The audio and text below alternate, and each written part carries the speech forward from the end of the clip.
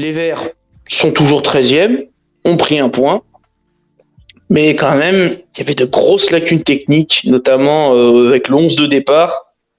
Qu'est-ce que vous en avez pensé de ce 11 de départ qui n'a pas forcément très bien fonctionné? On va commencer par Albert.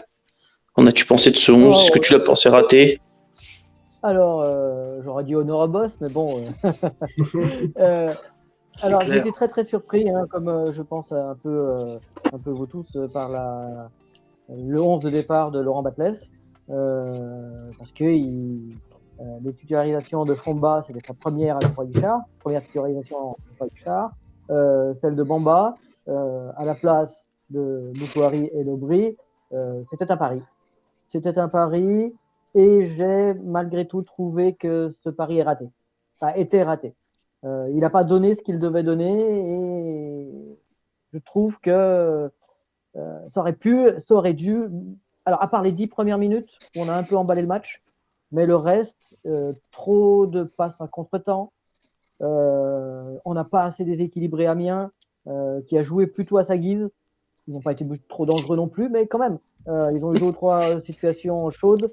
Et bon, j'ai pas été satisfait de cette première mi-temps qu'on a joué, à mon avis, sur un trop faux rythme quand même. Et on méritait pas plus que le 0-0 à la mi-temps. Bah, très bien. Allez, on va passer la parole au boss. Le boss. Par rapport au 11, je pense que c'était important de changer ce trio au milieu de terrain, enfin ce duo en tout cas entre Lobry et Bouchouari, parce qu'ils enchaînaient les non-matchs. Mais après, est-ce que Batles n'a pas été trop confiant en changeant les 2 joueurs, parce que c'est vraiment changer un style de jeu, notamment avec Bamba, c'est vraiment un autre joueur que par exemple Bouchouari. Il a vraiment joué différemment. Est-ce qu'il n'a pas pris trop de risques et du coup, forcément derrière, on a eu du mal à s'imposer, en tout cas en première mi-temps. Est-ce que ça n'a pas été trop risqué de mettre ces 2 joueurs-là, titulariser ces 2 joueurs-là, même s'ils montrent du bon depuis quelques temps? Les 2 ensemble, changer ce système, du coup, changer cette manière de jouer, ça a peut-être été trop risqué, je pense. Et toi, du coup, Guillaume? Moi, je vous trouve un peu dur parce que moi, à la pause, j'étais frustré parce que moi, j'ai trouvé qu'on avait fait une très bonne première période. Je nous avais trouvé dans l'entame pour une fois mordant, dominant. On a joué haut, on a tout de suite mis de l'impact. On récupérait haut. Pour moi, Batles n'avait pas si de mauvais choix dans ces 2 changements milieu parce que cette première mi-temps, moi, je l'ai trouvée cohérente, je l'ai trouvée bonne.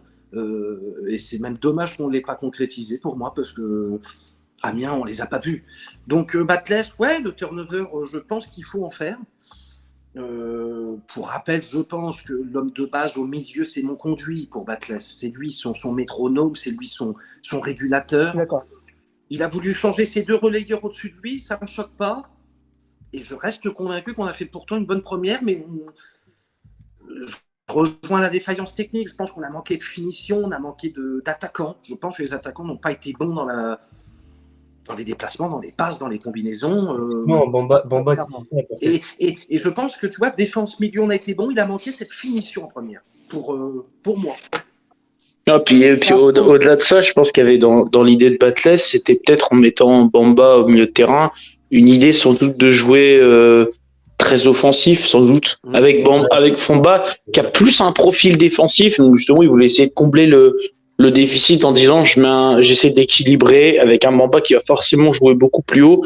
Et même, il jouait pas forcément au milieu de terrain. Bamba, il aimait bien s'exporter côté gauche. On le voyait très souvent lorgner le côté gauche. Et du coup, il laissait des fois, peut-être, ça a laissé des trous de temps en temps au milieu de terrain, notamment parce qu'on a été trop imprécis sur des centres, même sur des passes et des contrôles qu'on a ratés. Alors, est-ce que le terrain, la pluie, le terrain qui fuse peut peut-être changer quelque chose?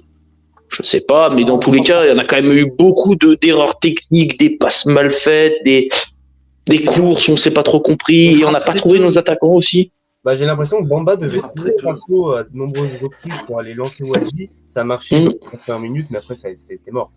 Il y avait trop de déchets. Ça ne marchait plus. Bamba a réussi pas à mijoter de ses dribbles. Duel au sol, il n'a pas été bon. Crasso non plus. Et du coup, Wadji, forcément, derrière, il ne peut pas partir. Il ne peut pas aller chercher la profondeur. Mais c'est sûr que l'attaque n'a pas existé. D'ailleurs, hein, le buteur, c'est Nielsen Kunku. Alors, pour le coup, je vais être peut-être plus tolérant avec Wadji que Crasso. Crasso, on a l'impression que les défenses sont cernées, mais Wadji a toujours cette espèce d'électron libre où il est encore pesé, même dans le pressing, on l'a vu. Générosité. Mais un attaquant qui ne ménage pas ses efforts. Et d'ailleurs, le but, je l'ai dit, hein, mais c'est un pressing de Wadji sur un défenseur qui lui fait perdre le ballon, et derrière, Nkunku récupère et peut aller tout seul dans sa course, frapper. Tu vois, c'est un exploit individuel. C'est pas collectif. Non, mais ça en dit long sur l'attitude d'un attaquant qui va défendre, et c'est un attaquant qui est super généreux. Si on le sert dans la profondeur, il va aller chercher les défenseurs. Il adore presser. Forcément, la défense adverse, ça recule. Hein, quand un furieux qui te presse tout le temps, qui va te chercher dans la profondeur, il est super généreux. Moi, j'aime beaucoup. Après, il faut qu'il marque. C'est un attaquant, il faut qu'il marque. Puis au-delà de ça, les deux n'ont pas su se trouver. Ouais. Et je pense qu'aussi là, il y a eu peut-être aussi, je pense que avec peut-être l'association Famba et Bomba, ça n'a peut-être pas fonctionné, le fait d'avoir avec les deux attaquants. Comment ils sont peut-être positionnés? Est-ce qu'il y a peut-être pas un autre style de jeu adapté pour ces deux attaquants quand tu mets du Famba et Bomba? Est-ce qu'ils sont vraiment de la paire est-elle vraiment adaptée à comment fonctionne notre duo d'attaquants? Je trouve que quand Bouchoir et Lobry sont sur le terrain, nos attaquants, il y a un meilleur automatisme. Donc, je suis d'accord. Tant que le souci en première mi-temps, c'est que Famba n'a pas été trop capable de prendre des initiatives, donc il a fait un match pour moi qui était transparent, timide, pas vraiment. Bref, il n'a pas apporté. Derrière, tu as un Bamba qui a eu trop de déchets techniques. Bien sûr. Et donc, pour créer du jeu, c'est compliqué. Et en plus, tu n'es pas aidé par deux attaquants, dont un, Jean-Philippe Crasso, samedi, a tout raté. Alors, je veux bien croire que les défenseurs commencent maintenant à bien le connaître. Ils connaissent ses crochets qu'il fait régulièrement et que maintenant ils ne se feront plus surprendre. Je veux bien, mais non, là, contre Amiens, c'est le plus mauvais joueur sur le terrain, de loin. Et évidemment, on ne peut pas non plus trop lui taper dessus parce que c'est quand même notre joueur phare et qui nous a sorti plusieurs fois de situations compliquées. Mais contre Amiens, ce n'était pas un bon match. Donc quand tu as 3 sur 4 joueurs, quand tu as 3 joueurs sur 4 qui sont en dessous de leur standard, forcément, c'est compliqué pour gagner un match. Contre Amiens, qui est comme 9e, qui n'est pas non plus. C'est compliqué. C'est compliqué parce que certains joueurs n'ont pas donné. Là, ça a pris trop de risques dans son 11. Il te sort.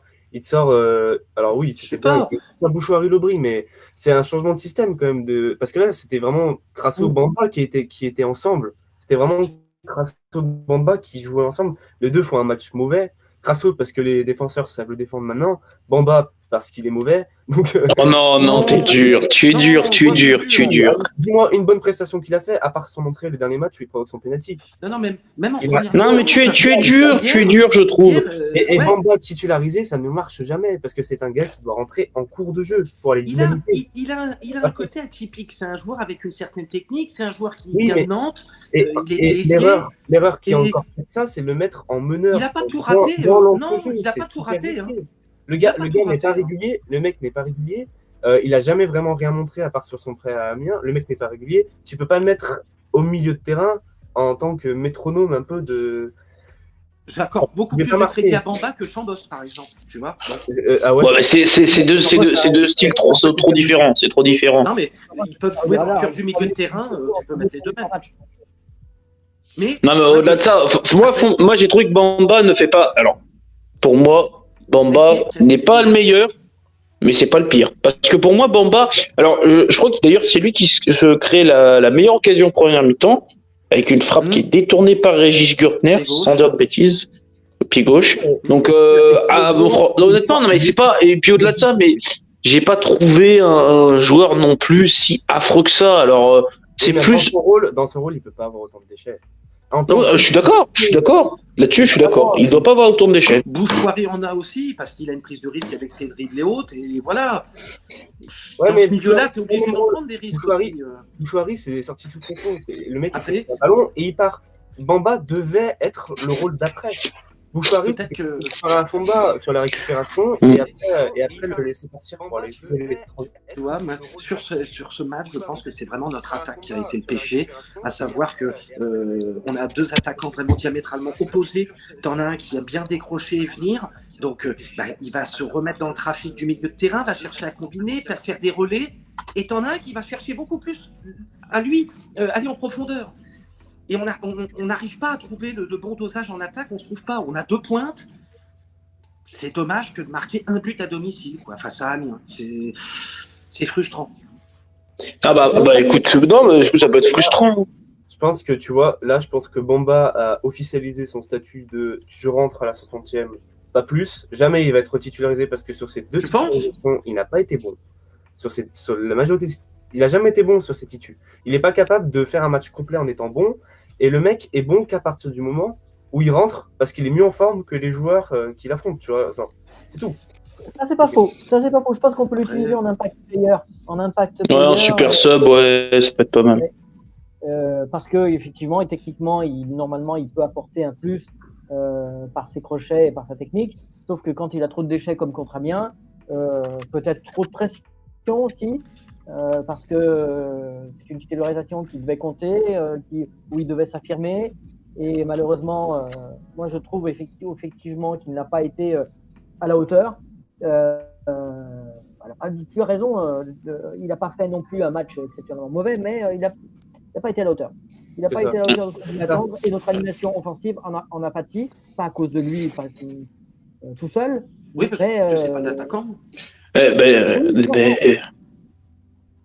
Non, bah écoutez, non, mais je suis tout à fait d'accord. Bah écoutez, messieurs, sur ces bonnes paroles, on va passer au deuxième sujet.